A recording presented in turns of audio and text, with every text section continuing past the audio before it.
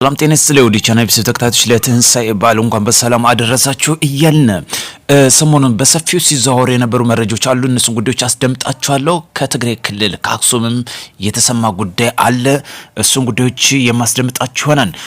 ከዛ በፊት ግን አንድ ነገር እየወጣ ያለ በሰፊው ሲዘዋወር የነበረ የእነ አርበኛ ዘመነ ካሴ የእነ አርበኛ ምሬ ወዳጅን ልጆችም አብረው ትግል ሜዳ እንዳሉ እያደረጉ በሶሻል ሚዲያ ሲዘዋወር ነበር። ነገር ግን አሜሪካ ካለው በቅልንጦት ከሚኖሩ ያልተናነሰ ኑሮ ነው የሚኖሩት። ፎቶ መነሳት ኢቨን እንኳን ልጆቻቸው ቀርቶ የምሬ ወዳጅን ልጅና የዘመነ ካሴ ልጆች ቀርቶ ራሳቸው በየትኛው ግንባር ነው ይተዋጉት ያዋጉት እንኳን ልጆች ቀርቶ ይሄ ጉዳይ ሊሰመርበት ያስፈልጋል። ፎቶ መነሳት የፎቶ ሾው ማሳየት ይሄ አንዱ የትግሉ አጋር ማድረግ አይቻልም። የደሃን ልጅ ማስጨረስ በዚህ ይብቃ። በብዛት ከተመለከት ነው ሰሞን ለምሳሌ ከፍያሉ ደሴና ሌሎችም የፋኖ ታጋዮች ህይወታቸውን ያጡትን አንድ ነገር እዚህ ጋር አነሱና በተለይ ትግሉን ዳርስ እናደርሰዋለን በእናንተ መስዋዕትነት ምናምን የሚል ነገር እየተመለከትን ነበር። ከፍያሉ ደሴ ማን ነው የሸኘው? ሀብቴ ወልዴ አይደለም ይሄ ጉዳይ። ስለዚህ ትግሉ እርስ በርሱ ሳይወጣ እነ ከፍያሉ ደሴ አመታዊ መስዋዕትነትን በክብር የተሰው እየተባለ ከፍያሉ ደሴ ማን ነው? እሲና ቆም ብለን እናስብ። ሀብቴ ወልዴ መሆኑ ይታወቃል። ነገር ግን በማስተባበያ ወይም ደግሞ ማላከኪያ መፈለጉ ምክንያት አይሆንም። ይሄ የትግል አጋር እርስ በርሱ ያልወጣ መሆኑ የሚያሳይ ጉዳይ ነው። ከፍያሉ ደሴ ይታወቃል በሀብቴ ወልዴ እንደተሸኘ። ስለዚህ ቆም ብላችሁ ሰከም ብላችሁ አስቡ። እነ ዘመነ ካሴ ትግል አጋር አድርጎ መውሰድ አይቻልም። አንድ ግንባር መርቶ አያውቅም። እንኳን ኢቨን ልጁ ቀርቶ ማለት ነው የነሱ ልጆች ቀርቶ አንድ ትግል የመሩት የለም። እዚህ ጋር ይዘን እንተን እናንሳ። መሳፍንት የመሳፍንት ልጅ የሚሸኘው እኮ ራስ በርሳቸው ነው። ይታወቃል። ይሄ ግልጽ። ከፍያሉ ደሴ የመሳፍንት ልጅ እነዚህ እንደ ትግል አጋር አድርጎ መውሰድ አይቻልም። ሰላም ይቅደም፣ ጦር አይጠቅምም። እዚህ ጋር ተያይዞ አሁንም እየወጡ ያሉ መረጃዎች አሉ። በተለይ በአክሱም እንግዲህ በትግራይ ክልል አክሱም ከተማ ዛሬ አርብ ላይ ማለት ነው በተለይ ከሁለት ሰዓት ጀምሮ በተደረገው መረጃ መሰረት በወጣው የሃይማኖት አባቶች በተሰበሰቡበት ወይም ለጁማ ሰባት በተሰባሰቡበት ምዕመናን ላይ በከተማ የጸጥታ ኃይል በተመራ ቡድን ጥቃት መፈጸሙ የአይን እማኞችና የአካባቢ ነዋሪዎች ገልጸዋል። በደረሰው ጥቃት እንግዲህ በርካታ ሰዎች የአካል ጉዳት የደረሰባቸው ሲሆን በሃይማኖት ቁሳቁሶች ላይም ውድመት መድረሱ ተሰምቷል። እንደ ነዋሪዎች መረጃ ከሆነ ግጭቱ የተቀሰቀሰው ከጁማ ሰላት በፊት እንደ አድዋ ተብሎ በሚጠራው ስፍራ ምዕመናን ላይ ለሰላት ዝግጅት እያደረጉ በነበረበት ወቅት መሆኑ አመላክተዋል ማለት ነው። ህወሓት እንግዲህ ሃይማኖቱ ላይ መሰረት አድርጎ እየተንቀሳቀሰ መሆኑ አንዱ ያሳያል።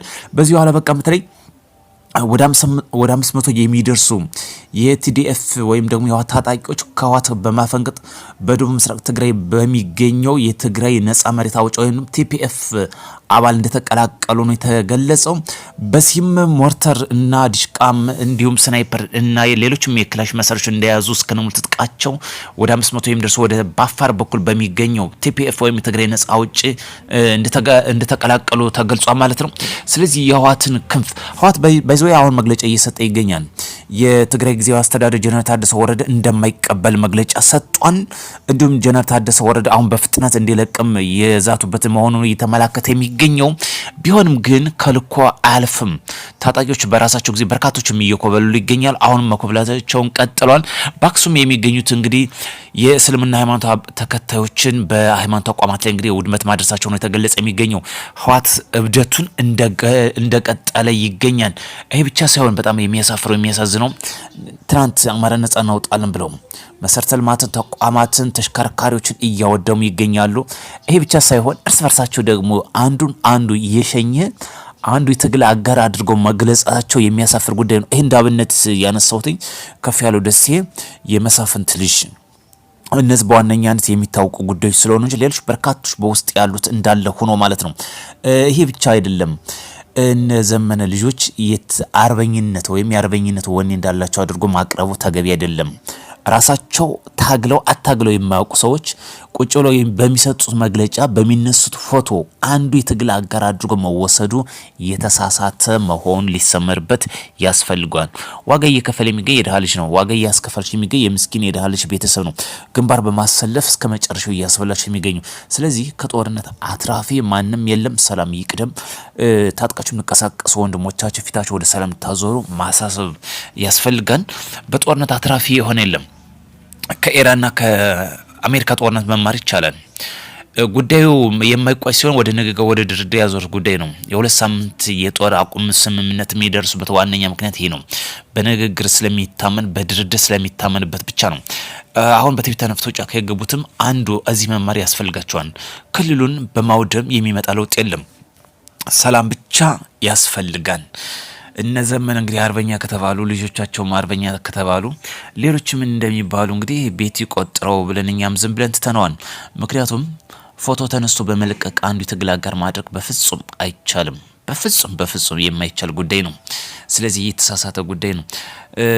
ሌላኛው ከምንመለከትበት ጉዳይ ጠቅላይ ሚኒስትር ዶክተር አብይ የትንሳኤን በዓል ምክንያት በማድረግ ከምስኪኖች ጋር ማዕድ በማካፈል እያሳለፉ ይገኛሉ። ለዚህ ደግሞ የማዕድ የማጋራት የማዕድ የሚሆን ቁሳቁሶችን በማጋራት እያሳለፉ ይገኛሉ። ይሄ መልካምና ተጠናክሮ የሚቀጥል አርያ ነው። ለትንሳኤ በዓል የሚሆን የማዕድ ቁሳቁሶችን ማጋራት አንዱ ጠንካራ ባህላችን ሊሆን ይገባል። እንደዚህ አይነት በአንጻሩ ደግሞ ይህን ወደ ድህነት ለመመለስ ጦርነትን የሚጎስሙ ጫካ ያለ ወንድሞች ደግሞ ይብቃ። ማዕድ እንድናጋራ ወይም ቁሳቁስ እንድናጋር የሚያደርገው በድህነታችን ምክንያት ነው። ይህ ደግሞ ያለውን ሰው ከድህነት ላይ ድህነት ከሚጨምር አንዱ ጦርነት ነው። ጦርነት የማንሰማበት ሀገር ክልል ለመፍጠር ታጥቃችሁ የምትንቀሳቀሱ ወንድሞች ለንግግር ለድርድር ፈቃደኛ መሆን አንዱ ለሰላም መስፈን ትልቁ ሚና ይጫወታል። መልካም የትንሳኤ በዓል እንዲሆንላችሁ እመኛለሁኝ። ጦርነት የማንሰማባት ሀገር እንፍጠር። ለዚህ ደግሞ በጦርነት በትዕቢት የሚመጣ ለውጥ አይኖርም። ወደ ቻናል ቤተሰብ ተከታታዮች መልካም ቀን መልካም ትንሳኤ በዓል እንዲሆንላችሁ እመኛለሁ። በሌላ መረጃ እስክንገናኝ መልካም ጊዜ